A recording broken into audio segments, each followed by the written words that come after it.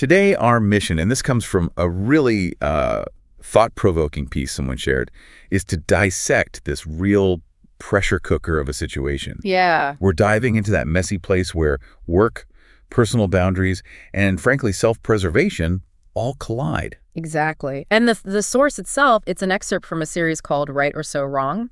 The title is Blackmail or Justice, My Boss's Secret Life. Wow. Yeah. That title alone, it just kind of throws down the gauntlet, doesn't it? It immediately flags this huge conflict we need to, unravel. It absolutely does. And look, without spilling all the beans right away, the core of it is this. An employee finds out something pretty surprising, kind of shocking about their boss. Their seemingly perfect boss. Right. Perfect boss. And the fallout, it just raises a ton of questions about private lives versus professional ones, especially when there's a power difference, a real pecking order. We're talking about those moments, those aha moments, where you suddenly realize maybe the rules aren't quite the same for everyone. And what you might do when you feel like your back's against the wall. Exactly. Yeah. Okay, let's get into it. Let's unpack this. All right. So let's set the scene. Who are we dealing with? First, there's the narrator. They're 29, been at the firm for 5 years. Okay. And they describe feeling stuck. Like they're in a rut, even though they're putting in the work. Yeah. Which immediately sets up this contrast with the boss, right? His career path. Yeah. What stood out to you about the narrator's starting point? Well, yeah, that feeling of being stuck, it just resonates, doesn't it? I think a lot of people feel that. You put in the hours, you're careful, you triple check everything, but you're still not getting ahead.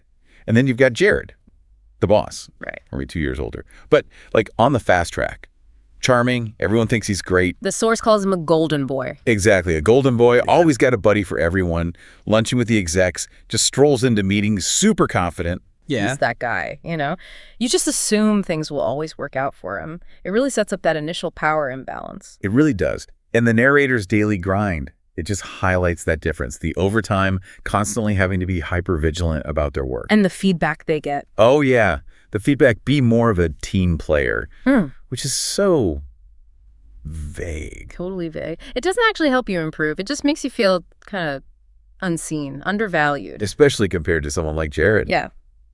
Then the unexpected happens. The narrator's just scrolling Instagram late at night. Doom scrolling, probably. We've all been there. Clicks on a tagged post.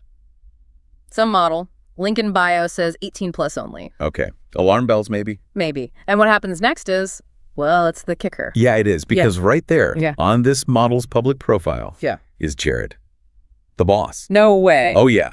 Shirtless, holding a camera, big smile. And the caption thanks him for a great shoot and plugs his private content page, the handle, at Mr. Private J. Mr. Private J, wow. And the source is pretty explicit about the content. Calls it full-blown adult material. Even mentions kink shoots. Okay, so not just like holiday snaps. Definitely not.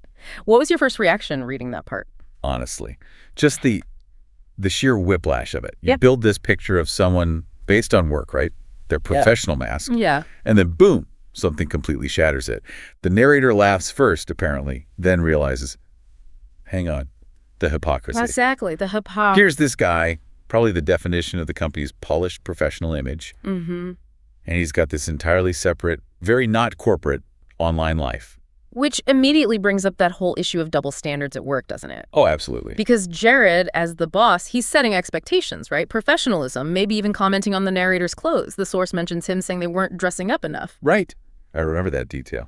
But his own private online stuff, totally different world.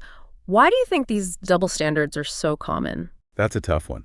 It feels like there are these unwritten rules, about what counts as professional. Yeah, very subjective. Super subjective. Yeah. And maybe they just don't apply the same way to everyone, especially people higher up, like Jared. So the narrator finds this out, but they don't do anything, not at first. Right. They just save screenshots. Just to have, the source says.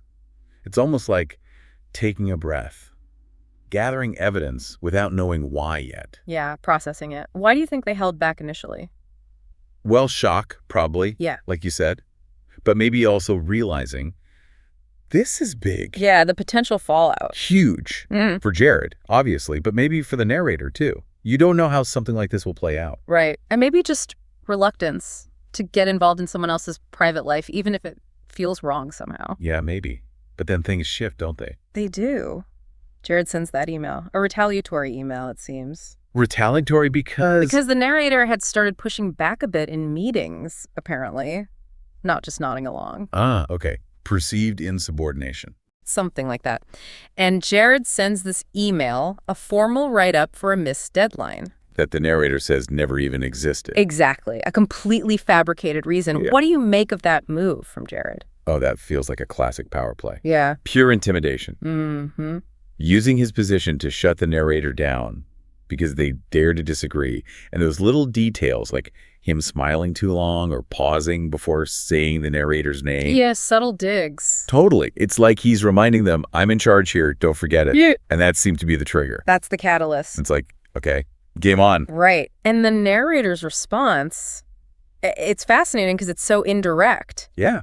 What do? They don't accuse him. They don't threaten. They just send a message. It says, hey, Jared, just a heads up. When you file that report with HR, make sure you're not logged into Mr. Private J at the same time. Would hate for wires to get crossed. Whoa. Okay. That's Isn't it? It's subtle. It's a warning. But zero explicit demands. What's the power in that kind of indirect approach? Well, it puts all the pressure back on Jared, doesn't it? Mm-hmm. The narrator hasn't actually done anything wrong. They haven't made a threat. Mm-hmm. So Jared can't easily claim he's being attacked. Right. But the message, crystal clear. He knows they know. And the results are immediate. Perhaps. The write-up disappears. Poof. Gone from the system. No surprise there. Then the narrator gets moved off Jared's team, different projects. Okay, damage control. And then, out of nowhere, a promotion offer. A promotion? Seriously? Yep. Different department, more money, fully remote, and crucially, no explanation given. Wow. So what do you think is happening behind the scenes there? It feels pretty strongly like Jared got the message loud and clear. Yeah. And he acted fast to basically make the problem go away, protect his secret, the promotion.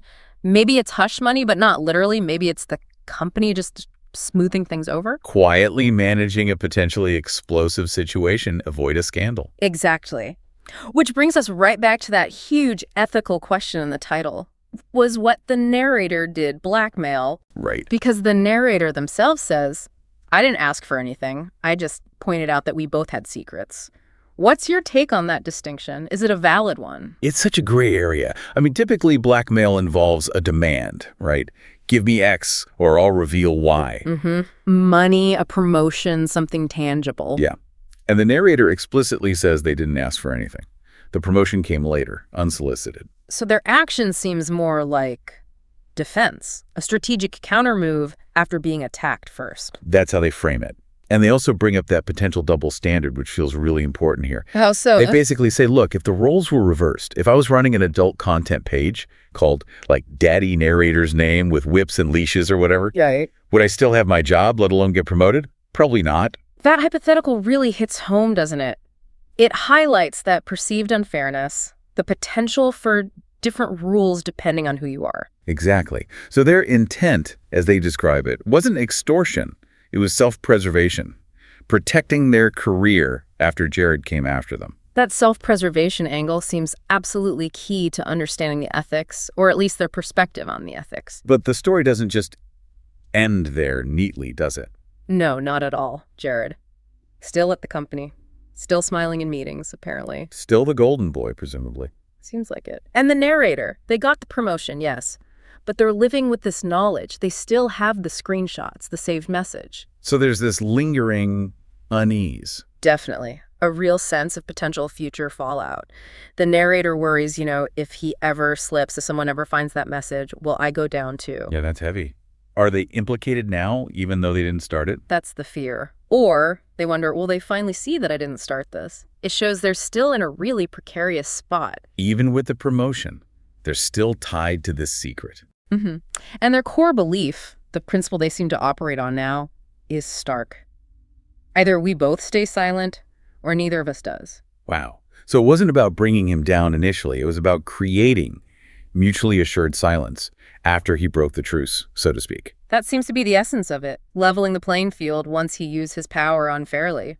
This whole thing, it just forces you to think about the difference between protecting yourself and something else. Yeah. Especially with that power imbalance. And the fact that no money changed hands, no explicit demands were made, It really does complicate how you label it. Is it blackmail? Is it justice? Is it just survival? Okay, so let's put this out there to you listening. The source leaves us with these really direct questions. First, is it blackmail if you never ask for money? Is it wrong to protect yourself with the truth? That use of the truth is interesting, too. It is. And then the really pointed one. Yeah.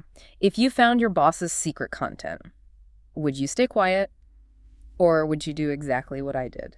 Oof. That really puts you in their shoes, doesn't it? Makes you weigh up the risks, the ethics, the potential consequences. It forces you to think about those unspoken rules at work and what happens when our online lives, the ones we maybe keep separate, suddenly crash into our professional ones. Especially when power isn't equal. It's definitely something to chew on long after we finish talking here. What are the rules, really? Yeah. And what happens when they break? Yeah. What are the real-world consequences when our different personas collide in the digital age? Lots to think about.